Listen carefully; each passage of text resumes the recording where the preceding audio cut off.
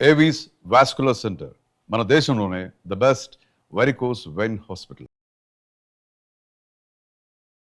నమస్తే రమగారు. నమస్తే జయ. రమగారు, చందమామ కథ ఒకటి చెప్పుకుందామండి. రాజు దొంగ చెప్దాం. ఓ రాజు దొంగ వినడానికి బాగుంది కదా? బాగుందండి. ఏదో ఉంది సబ్జెక్ట్. అంతే అంతే. పూర్వం పాటలీపుత్రానికి ఉగ్రసేనుడని ఒక రాజుగారు ఉండేవాడు. ఈయన చాలా పరాక్రమవంతుడు. సామంతులు చాలా గట్టివాళ్ళు ఉండేవాళ్ళు. ఈయన చాలా గట్టివాడు, మంచివాడు. పౌరుషము పరాక్రమంతో పాటుగా ప్రజలకి మేలు చేసే లక్షణము ఉన్నవాడు. దాంతో సామంతులతోటి చాలా అంటే చిన్న చిన్న ప్లేసెస్ని పాలించేవాళ్ళు. సామంతులు అంటే పాటలీపుత్రం మెయిన్. చుట్టుపక్కల ఉన్న అన్ని దుర్గాలకి రాజులు సామంతులు అన్నమాట. వాళ్ళతో మంచి రిలేషన్ మెయింటైన్ చేసేవాడు. వాళ్ళు చాలా గట్టివాళ్ళు. వాళ్ళ వల్ల ఈయన పెద్దగా పట్టించుకునేవాడు కాదు. రాజ్యాన్ని వాళ్ళే చూసుకునేవాళ్ళు. అన్ని వాళ్ళ మీద వదిలిపెట్టేవాడు. ఈ వదిలిపెట్టే క్రమంగా ఏమైందంటే, ఈ సామంతులు ఈయనంత మంచివాళ్ళు కాదు. అందులో ఒక 6-7 మంది దుర్మార్గులు ఉండేవాళ్ళు. వీళ్ళు ప్రజల్ని పీడిచ్చేసేవాళ్ళు. రాజు అంట చూసుకుని, రాజుకి వాళ్ళంటే ప్రీతి. అదేలే. వాళ్ళ మీద ఎవరైనా చెప్పడానికి సాహసించేవాళ్ళు కదా, ఆయనకున్న ప్రేమ వల్ల. ఆయన ఒక 15 మంది చాలా మంచివాళ్ళు. ఈ 6-7గురిని ఆయన తెలుసుకోలేక ప్రజలు ఇబ్బంది పడుతూ ఉండేవాళ్ళు అన్నమాట. అయితే ఈ రాజ్యంలో కూడా కొంతమంది యువక వీరులు కనపడేవాళ్ళు. వాళ్ళు రాజుకి చాలా వీర విధేయులుగా ఉండేవాళ్ళు, మహావిధేయులు. ఆ విధేయుల్లో ఒకడు సహదేవుడు. ఈ సహదేవుడు రాజుగారికి విధేయుడుగా ఉండి క్రమంగా అతనికి ఏం తెలిసింది, ఈ రాజు మీద ఇంత పిచ్చి ఉండకూడదు మనకి, ఈయన సామంతుల మీద డిపెండ్ అవుతున్నాడు, సామంతులు కొంచెం దుర్మార్గులుగా ఉండి ఈ పనులు చేస్తున్నారు అని తెలుసుకుని వాళ్ళ మీద ఒక రకమైన తిరుగుబాటుగా చేసి, మెరుపుదాడి చేసేసి, వాళ్ళ దగ్గర ఉన్న డబ్బులు కొట్టేసి పేదలకు పంచిపెట్టి అలా చేసేవాడు. క్రమంగా అతను దొంగగా మారిపోయాడు. ఇట్లాంటి పనులు చేసేవాళ్ళు లోకోపకారం క్రమంగా కొండబెట్టి దొంగలు అయిపోతారు. అంతేగా, ఉపకారులు ఎప్పుడు దొంగలే అవుతారు. ఈ దొంగ అయ్యేసరికల్లా ఏమైంది, సామంతులు కొంతమంది చెప్పారు రాజుగారికి, ఇది వరకు మీ వెనకాల తిరిగేవాడు జేజేలు కొట్టే సహదేవుడు ఇప్పుడు దొంగ అయిపోయాడు అని. ప్రజల్లో కూడా ప్రథ పుట్టేసింది. ఇదివరకు రాజుగారి ఊరేగింపులు తప్పండి రాజుగారు వస్తారని కేకలు పెట్టే సహదేవుడు ఇప్పుడు దొంగ అనగానే ఆయన ఏం చేశాడు, ఎక్కడ కనపడితే అక్కడ సహదేవుని సంహరించమని ఆర్డర్స్ పెట్టేశాడు. వీడి గుణం మారిపోయింది అనుకున్నాడు ఆయన. బాగా ఆదరించడం వల్ల గుణం మారిపోయిందని షూటెడ్ సైట్ ఆర్డర్స్ ఉండేవి. అయితే ఏమైంది, సరే ఒకనాటి రాత్రి ఈయన నిద్రపోతుంటే ఆయనకి కల వచ్చింది. అది ఎప్పుడు 3:30 ఆ టైంలో. రాజా తొందరగా లే, దొంగతనానికి వెళ్ళాలి నువ్వు అని వచ్చింది. ఒక అమ్మవారు తేజి చక్కగా ఉంది, అలంకారం చేసుకుని కనపడతాం. ఇది భగవంతుడి ఆజ్ఞ, నువ్వు దొంగతనం చేయాల్సిందే అన్నది.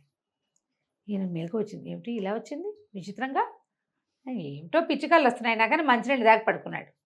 అరగంట బాగా గాఢంగా నిద్రపెట్టగానే రాజా లే, దొంగతనానికి వెళ్ళు ఇంకా అని మళ్ళీ వచ్చింది. ఆవిడే కనపడుతోంది, దొంగతనానికి వెళ్ళు అని చెప్తోంది. ఇది భగవంతుడి ఆజ్ఞ. మళ్ళీ వచ్చింది ఆ కళ. ఆ కళనేనా అని లేచి చూసుకుంటే సమయం మారింది తెలుస్తోంది. మళ్ళీ మంచినీళ్ళు తాగాడు, మళ్ళీ పడుకున్నాడు. తెల్లవారుతూ ఉండగా మళ్ళీ వచ్చింది కళ. ఇంకా తెల్లారలా 4:15 అయింది. కొంచెం తూర్పు రేఖలు తెల్లబడతాయి కదా, మళ్ళీ వచ్చింది కళ. రాజా లే, దొంగతనానికి వెళ్ళు, ఇది భగవంతుడి ఆజ్ఞ, వెళ్ళకపోతే కుదరదు, నువ్వు వెళ్ళకపోతే నీ మరణము తథ్యము, నీకు రాజ్యం పోవటము తథ్యమే. ఈ వాక్యాలు వచ్చాయి. నిద్రలేచేసాడు ఈయన. అది మంచి చలికాలం, 7 అయితే కానీ సూర్యోదయం అవ్వదు. ఏం చేశాడు, సరే పైబట్ట ఒకటి భుజాన్ని వేసుకుని కాపలా వాళ్ళు గమనించకుండా బయటకు వచ్చేసాడు. నేను దొంగలా నడుస్తున్నాను నేను అనుకున్నాడు. ఎందుకు భగవంతుడు తన్ని దొంగతనం చేయమన్నాడో ఆయనకు అర్థం కాల. కానీ ఏం దొంగతనం చేయాలి, నేనేం చేయాలి? సరే ఏం చేశాడట, నడుస్తూ వెళ్ళాడు. మంచి దట్టమైన చీకటి, చలి. ఈయన గట్టిగా భుజాల చుట్టూతా ఒక శాల్వా లాంటిది వేసేసుకున్నాడు. ఒక పై బట్ట ఉంది కదా, దానిట తలకు చుట్టుకున్నాడు. తను ఎవరో గుర్తుపట్టకుండా నడవటం మొదలుపెట్టాడు. నడుస్తూ ఉంటే ఒక చిన్న ఎలా ఉందంటే, ఈ వీళ్ళ ప్రాంతం కోట, ఒక మాదిరి అడవిగా ఉండి అక్కడి నుంచి ఊరు మొదలవుతుంది. ఆ అడవిని దాటుతూ ఉండగా ఈయనకి గుర్రం మీద ఒక మనిషి కనపడ్డాడు. ఎవరు నువ్వు అంటే ఎవరు నువ్వు అని అనుకున్నారు. అనుకుంటే రాజు అన్నాడు, ఈ సమయంలో నువ్వు ఎందుకు వెళ్తున్నావు, ఎక్కడికి వెళ్తున్నావు? ధైర్యస్తుడు అయితే నాతో తలపడు. రాజుగారికి వరలో ఖడ్గం కూడా ఉంది. వాడు కత్తి తీశాడు, ఈయన కత్తి తీశాడు. ఇద్దరు చెడామడా పోరాడారు. పోరాడిన తర్వాత సహదేవుడు కాస్త ఆ రెండో వాడు కాస్త ఓడిపోయాడు. ఓడిపోయి చంపి నన్ను నీ చేతిలో ఓడిపోయాను నేను అన్నాడు. అనేసరికల్లా ఈయనన్నాడు, నిన్ను చంపడానికి ఫైట్ చేయలేదు, ఎదురుపడ్డవాడితో యుద్ధం చేయాలన్నది నియమం కాబట్టి చేశాను. నీ పేరేమిటి, నువ్వెవరంటే నా పేరు సహదేవుడు అన్నాడు. అనగానే ఈయన ఆశ్చర్యపోయాడు. వీడేనా సహదేవుడు? ఈ సమయంలో వీడు ఎక్కడికి వెళ్తున్నాడు అంటే ఎక్కడికి వెళ్తున్నావు అన్నాడు. అనేసరికల్లా ఒక దొంగతనం చేయడానికి వెళ్తున్నాను అంటే ఈయన అన్నాడు, రాజుగారు ముసుగేసుకుని ఉన్నాడుగా, చీకటి. సరే నేను దొంగనే, పద మన ఇద్దరం కలిసి రాజుగారింటికి కన్నం వేద్దాం, రాజుగారింటికి కన్నం వేద్దాం అన్నాడు. అనగానే సహదేవుడు అన్నాడు, చంపేస్తాను, రాజు ఇంటికి కన్నం వేయకూడదు, రాజు ధర్మాత్ముడు, రాజుని మనం ఏం చెయ్యం, నేను ఇంకో చోటకు వెళ్తున్నాను. ఎక్కడికి వెళ్తున్నావు అన్నాడు. సూరసేనుడు ఒక సామంతుడు, అతని ఇల్లు కొల్లగట్టడానికి వెళ్తున్నానన్నాడు. రాజు ఆశ్చర్యపోయాడు. సూరసేనుడు ఎవరో కాదు, ఉగ్రసేన మహారాజు గారి చెల్లెలి మొగుడు. ఓహో, మహాబలవంతుడు, ఈయనకి నమ్మిన బంటు. ఈయన తెలబోయి, అదేమిటి రాజుగారి ఇంటికి వద్దంటూ రాజుగారి బావమరిది ఇంటికి వెళ్తానంటావు, ఆయన మహానుభావుడో గడిది గుడ్డ అన్నాడు ఇతను సహదేవుడు. కడు దుర్మార్గుడు సూరసేనుడు, వాడిని కొల్లగొట్టాల్సిందే ఇవాళ ఏమైనా సరే. ఆ చెల్లెలు, రాజుగారి చెల్లెలు చస్తూ బతుకుతూ కాపురం చేస్తుంది అతనితోటి, నీకేం తెలుసు లోగుట్టు, నాకు తెలుసు, రా నాతోటి రా అన్నాడు. సరే ఏం చేశాడు ఈయన, ఇప్పుడు దొంగతనం తను పట్టుబడితే పరుపోతుంది. సహదేవుణ్ణి చంపమని ఆర్డర్స్ ఇచ్చింది తను, వాడితో పాటే తను తిరిగితే ఇంకా పరువు తక్కువ. కానీ కల్లో వచ్చిన ప్రచోదనం ఏమిటి, నువ్వు దొంగతనం చేయవలసిందే, చేయకపోతే చస్తావంటావు. సరే బాగానే ఉందని అతనితో పాటు వెళ్ళాడు. అసలు ఆ సహదేవుడి వాడి చురుకుతనం ఏమిటో, వాడి తెలివేమిటో, ఎంతమంది కాపలా వాళ్ళు ఉన్నారో విచ్చుకత్తులతోటి తెల్లవారుజామున 4:45 కల్లా సూరసేనుడి ఇంట్లోకి ప్రవేశించేశాడు. నువ్వు ఇక్కడే ఉండు, భయపడబోక, నేను లోపలికి వెళ్ళి వస్తానని చెప్పి లోపలికి వెళ్ళి బోల్డ్ అంతా ఆయుధాలు అవి ఇవి బంగారము వజ్రాలు గిజ్రాలు మూట కట్టేసేటువంటి పెద్ద పెద్ద మూటలు తీసుకొచ్చి రాజుగారు ఉగ్రసేనుడికి అప్పచెప్పాడు. అప్పచెప్పి నువ్వు ఇక్కడే ఉండు, మువ్వల జీను ఉంది సూరసేనుడికి, బంగారు మువ్వలతో చేయించినటువంటి జీను, గుర్రం మీద వేసే జీనుకి కొసలంతా మువ్వలు కట్టి ఉంటాయి, అది తెస్తే కానీ వాడి పరుగు పోదు, నువ్వు కంగారు పడకుండా ఉండు. మరి మూటలు ఎట్లా పట్టుకెళ్తాంటే మూటలు పట్టుకెళ్ళచ్చు, జీను పుచ్చుకొస్తాను నేను, మూటలు పుచ్చుకొని మనం పారిపోదాం, నువ్వు ఇక్కడే కాపలా ఉండన్నాడు.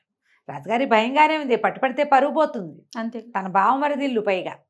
సరే ఇతను పైకి వెళ్ళాడు సహదేవుడు. పైకి వెళ్ళేసరికల్లా మువ్వల జీను తీస్తుంటే మువ్వలు కదిలితే మోగుతాయి, గల్లు మనంగానే సూరసేనుడు నిద్రలేచాడు. భార్య పక్కపక్కనే, అతను పక్కపక్కనే పడుకున్నారు పంచం. కేకలు పెట్టాడు, ఎవరు అనేసరికల్లా భార్య కూడా లేచింది. ఎందుకండి కేకలు పెడతారు, గాలికి మువ్వలు మోగి ఉంటాయి, ఏ చెట్లు రాసుకున్నాయో గాలికి మోగుతాయి మువ్వలు, ఎందుకంత ఆత్రపడుతున్నారు? 2 రోజుల నుంచి చూస్తాను, ఏదో కంగారు పడతారు ప్రతిదానికి, ఏమిటి మనసులో ఏం పెట్టుకున్నారో చెప్పండి అంది. ఎప్పుడైతే వీళ్ళు లేచి మాట్లాడతారో సహదేవుడు అలర్ట్ అయిపోయాడు. గది గుమ్మం పక్కనే నిలబడ్డాడు. నిలబడేసరికల్లా ఇతను అన్నాడు సూరసేనుడు, నాకేం భయం, నాకు భయం ఏంటి, తెల్లాడితే అర్ధరాజ్యం వస్తుంది అన్నాడు. అనేసరికి భార్య, అదేమిటి మీరు రేపు మీటింగ్ ఉందని నాకు తెలుసు, కానీ మా అన్నయ్య మీకు అర్ధరాజ్యం ప్రకటించబోతున్నాడా? ఆడు ప్రకటించడం ఎందుకు, వాడిని చంపేసి రాజ్యం సాధిస్తానన్నాడు. అనగానే భార్య, అదేంటండి అంత పని చేస్తారా, మా అన్నయ్యని చంపేస్తారా అని అరిచింది గట్టిగా. సహదేవుడు ఇదంతా వింటున్నాడు. చంపకేం చేస్తాం, రాజుగారి చెల్లెలు మొగుడులా ఉండిపోమంటావా? నాతో పాటు 6 ఉన్నాం మేము,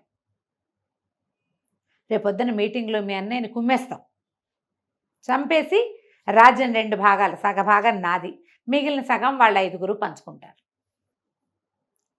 అనేసరికల్లా అమ్మాయి లబోదీపోమని కేకలు పెట్టింది. ఇట్లా చేస్తావా, అన్యాయం కాదా? నువ్వు సైన్యాధిపతిగా ఉన్నవాడిని నిన్ను సామంతం చేశాడు, నీకు నన్ను ఇచ్చి పెళ్లి చేశాడు, రేపొద్దున మన పిల్లని తన కొడుకు చేసుకుంటాడు, పిల్లలు పుడితే ఇంత అన్యాయం చేస్తావా అనగానే ఆయన లేచి దవడబాయి కొట్టేశాడు పెళ్ళాన్ని. పటాపటా కొట్టేశాడు, సొమ్మసిల్లిపోయేదాకా కొట్టేశాడు. ఈ సహదేవుడు అదంతా నిలబడి చూస్తూ ఉన్నాడు. ఎప్పుడైతే ఈయన పెళ్ళాన్ని చావగొట్టాక ఆయన మంచం ఎక్కి పడుకున్నాడో అప్పుడు మెల్లిగా మువ్వల జీని పుచ్చుకొని దిగేశాడు. దిగేసేసి మరి పద రాజుగారి దగ్గరికి వెళ్ళిపోదాం, సూరసేనుడు ఇంత పని చేయబోతున్నాడు, నాకు ముందే తెలుసు వీడు దుర్మార్గుడని, రాజు ప్రాణాలకు ప్రమాదం అన్నాడు. అనేసరికల్లా రాజు అన్నాడు, అట్లా కాదు, ఇప్పుడు నువ్వు బయలుదేరి వెళ్ళావనుకో కోటలోకి నేను వెళ్ళకముందే నిన్ను పట్టేస్తారు. రాజుకి ఏమని చెప్తావు అంటే, నువ్వు వెళ్ళే లోపల నేను రాజును చూడాలంటే వాళ్ళు ఎందుకు ఒప్పుకుంటారు? నీ మీద షూటెడ్ సైట్ ఆర్డర్ ఉంది కదా, అంతే. చూడగానే చంపేస్తారు సైనికులు. నేను చెప్తానులే రాజుకి అన్నాడు.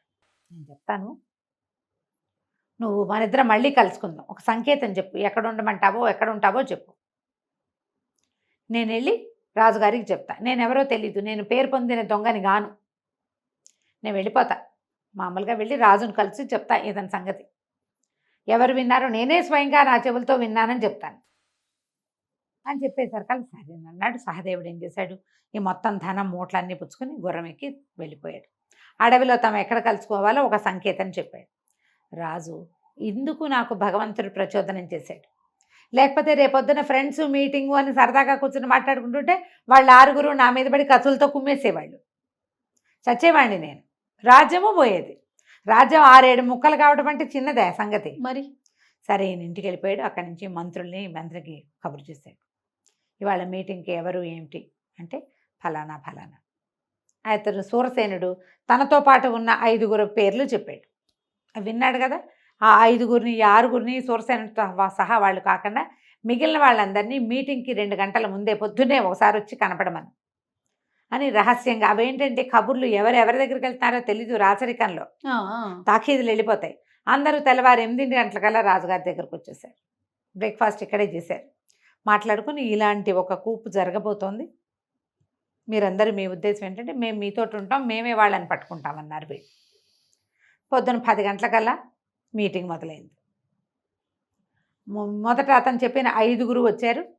ఈ 10 మంది 5 పట్టేశారు. ఈ మిగిలిన వాళ్ళు పట్టేసుకున్న తర్వాత సూరసేనుడు చివరిగా వచ్చాడు. లేటుగా వచ్చేసరికల్లా రాజు సూరసేనుడిని బంధించండి అన్నాడు. అనగానే సూరసేనుడు అండి, అదేంటండి నేనేం చేశానని బంధిస్తారు?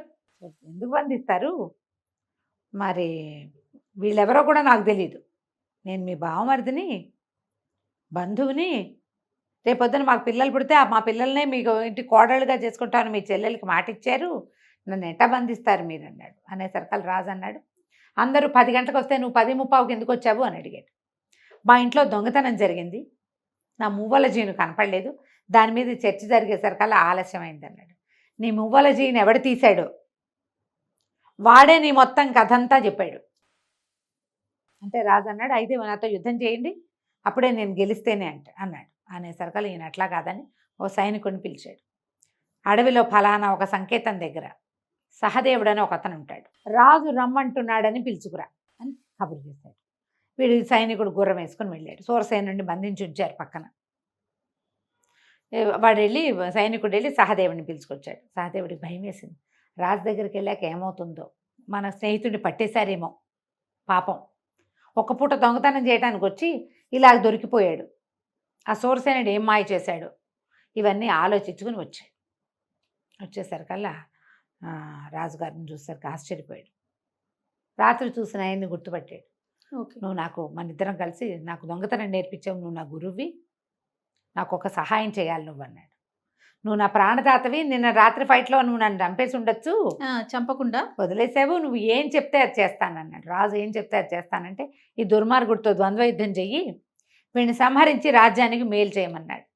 సహదేవుడికి ఎప్పటి నుంచో సూరసేనుడు అంటే మంట, పైగా అతను రాజు మీద, రాజ్యం మీద అతను చేస్తున్న కుట్ర వల్ల ఇద్దరు కలిసి ద్వంద్వ యుద్ధం చేశారు, సూరసేనుడిని సంహరించారు.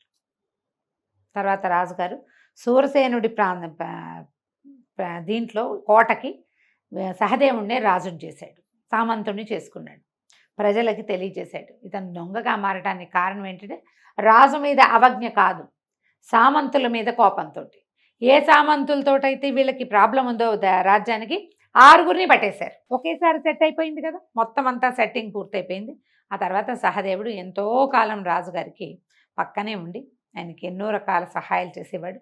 రాజ్యాన్ని సుభిక్షంగా పరిపాలించారు. కథ కంచికి మనం ఇంటికి. పెద్ద కథ అయినా కొంచెం బాగుంది. బాగుంది.